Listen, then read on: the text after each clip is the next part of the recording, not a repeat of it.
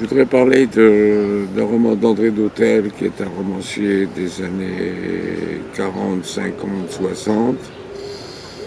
C'est une nouvelle qui s'appelle Histoire sentimentale dans la collection Quatre yeux. L'histoire sentimentale, ça commence comme ça. Cette voiture était remarquablement construite. Elle se composait du châssis d'une ancienne limousine, d'une caisse divisée en compartiments propres à recevoir des marchandises, d'une banquette protégée par des vitrages semblables à ceux des tramways. C'est un romancier qui a écrit pas mal de romans. Et il est plus très connu, mais il est dans le style presque des romans policiers. Manchette s'en est inspiré pour écrire Canicule. Il a un style concis et précis. Là, il parle d'une automobile limousine avec lequel il va draguer une fille. Le personnage de Scheder, il va draguer une fille. Et il sortira avec la fille et ce livre est dans une collection entre quatre yeux, dirigée par Claire Trémant. Les René Char avait fait une petite phrase: on a jeté de la vitesse dans quelque chose qu'il ne supportait pas. Mais là, Tarek, on a commencé, voilà, Ça tourne. Alors Tarek, qu'est-ce que tu penses du RSA? Parce que moi je le touche maintenant aussi à nouveau. C'est quoi la structure du RSA? Apparemment, c'est un truc où On n'est pas dans les vases communicants, comme on dit, c'est-à-dire les labyrinthes. ouais, voilà, c'est un truc si on avait besoin, un certain minimum. On trouve ça,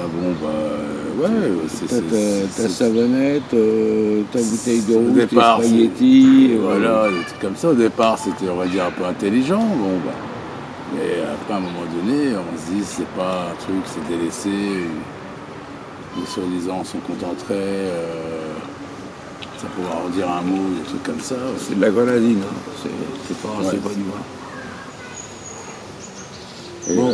Toi, le RSA, ça fait 15 ans maintenant.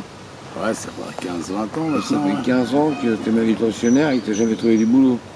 J'avais trouvé du boulot, cet âge-là, je ne souhaite plus, du tout. Vraiment, Mais bon, on retrouve ça un peu, pas négligé, mais on aimerait que ce soit un peu plus concret.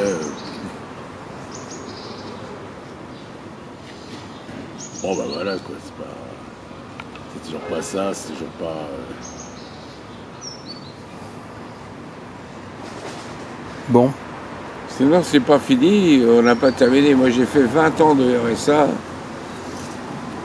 1989, novembre, décembre, novembre, décembre 1989.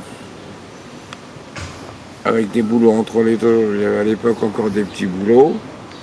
Jusqu'à 2014, septembre, où j'ai touché l'héritage d'un ami pour vivre.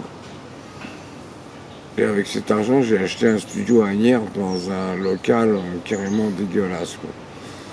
Mais enfin, je vis là-dedans, c'est une poubelle, c'est un immeuble de Marocain, je prends des coups de casserole dans la tête quand j'ai bu un petit coup quand je remonte le soir. Laisse tomber, c'est pas grave. Voilà, c'est tout. Le RSA, ça aboutit à aucun emploi. C'est ce qu'on appelle un pansement sur la société. C'est-à-dire qu'on met un pansement sur le social et on dit, on leur donne 500 €, ils se démerdent. Mais se démerder comment? Il faut donner du travail au RSA, des stages payants à 1000 € par exemple. Le gouvernement de faire ça, des stages à 1000 €, et augmenter le RSA au moins de 250 €. C'est comme les AH, etc. À 1000 €, les gens ne peuvent pas vivre, ils sont handicapés, ils boivent quand même un petit coup, ils boivent un petit jus d'orange, un petit truc tous les midis. L'âge doit être augmenté au moins de 350 à 400 €. Voilà ce que je pense. Et le RSA, c'est un piège à con, c'est une structure labyrinthique. C'est-à-dire, c'est mettre les rats dans un labyrinthe pour qu'ils tournent, ils tournent, ils tournent et ils trouvent rien. Alors, jette un bout de pain de temps en temps, ils mangent. Voilà, c'est ça le RSA. Ça a été créé par Mitterrand pour ça, pour payer ses dettes au niveau des bourgeois. C'est tout ce que j'ai à dire. Il faut l'abolition du RSA pour créer de l'emploi.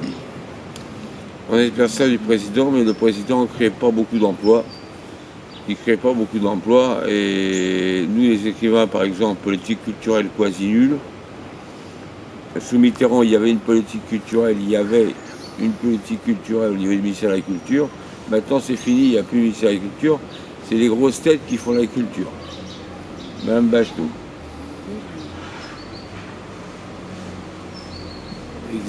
Aujourd'hui, nous n'avons pas la présence de Nathalie, oui, parce que son copain boude un petit peu la situation des films, etc. On espère la revoir un jour. Elle est d'origine tunisienne, enfin son aïeul est tunisien, c'était Lys, c'est l'inventeur du 0 et du 1, du 10. On l'appelait Nathalie 10 parce que 0 et 1. SS. Voilà. Qu'est-ce que je peux dire d'autre? Ouais, il faut sortir ces structures du RSA. Il faut que la hache soit augmentée aux handicapés parce qu'ils peuvent rien faire ni payer leurs dettes, rien du tout. Le chômage, il faut qu'il soit augmenté et rallongé à vie. Et que les retraites soient correctes, indexées à l'euro, c'est-à-dire que les retraites soient basées sur l'euro et pas sur le franc. Donc une personne qui avait 8000 francs, elle n'a pas 1100 francs par mois de retraite. Pourquoi? Parce que le prix du pain, c'est déjà au moins 1,50 €. Comment est-ce que vous faites? Vous êtes dans les francs prix, c'est ce qu'il y a de plus cher du monde. Vous allez dans les carrefours, c'est un petit peu moins cher. Euromarché, c'est très cher. Vous avez des petites boutiques indiennes, sri-lankaises qui font du crédit pour un paquet de pâtes. Vous paierez 1 € la semaine prochaine. Vous en sortez comme ça quand vous êtes au RSA. C'est tout ce que j'ai à dire. On termine le film comme ça. Conclusion, les écrivains l'ont dans le C. 3 points. Pourquoi? Parce que politique culturelle nulle, et on n'achète pas de livres, on ne lit pas.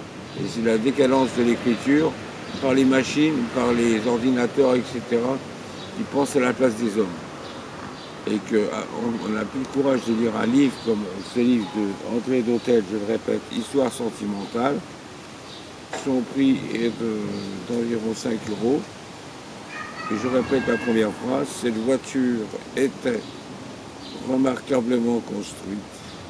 Elle se composait du châssis d'une ancienne limousine, une caisse divisée en compartiments propres à recevoir des marchandises, une banquette protégée par des vitrages semblables à ceux des tramways. Voilà. Je vous dis au revoir et prochain film dans quelques jours. Parce qu'il faut que je paye le caméraman et l'acteur.